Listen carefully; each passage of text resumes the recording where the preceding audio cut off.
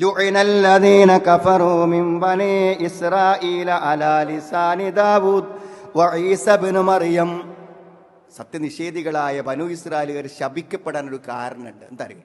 നാട്ടിലിങ്ങനെ ഓരോ പുതിയ പുതിയ തിന്മകൾ ഇങ്ങനെ വ്യാപിച്ച് അതിനൊക്കെ ഇങ്ങനെ പബ്ലിസിറ്റി കൊടുത്ത് പുരോഗമനാണെന്ന് പറഞ്ഞ് നടപ്പിലാക്കപ്പെടുമ്പോൾ അതിനോട് ആരും പ്രതികരിക്കുക, പേടിക്കുക.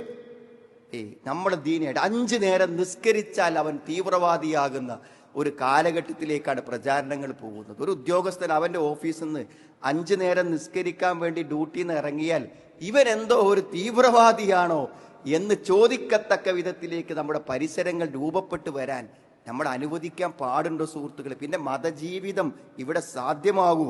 എന്തേ ഇവർ ശപിക്കപ്പെടാൻ കാരണം?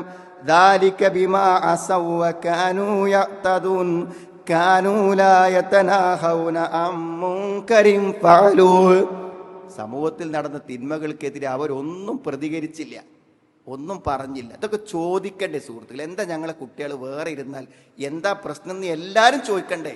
മക്കളുള്ളവരും ഇല്ലാത്തവരും ഒക്കെ ചോദിക്കേണ്ട ചോദ്യമല്ലേ? അവർ ചെയ്തത് എത്ര മോശം, എന്താ മോശപ്രവർത്തി?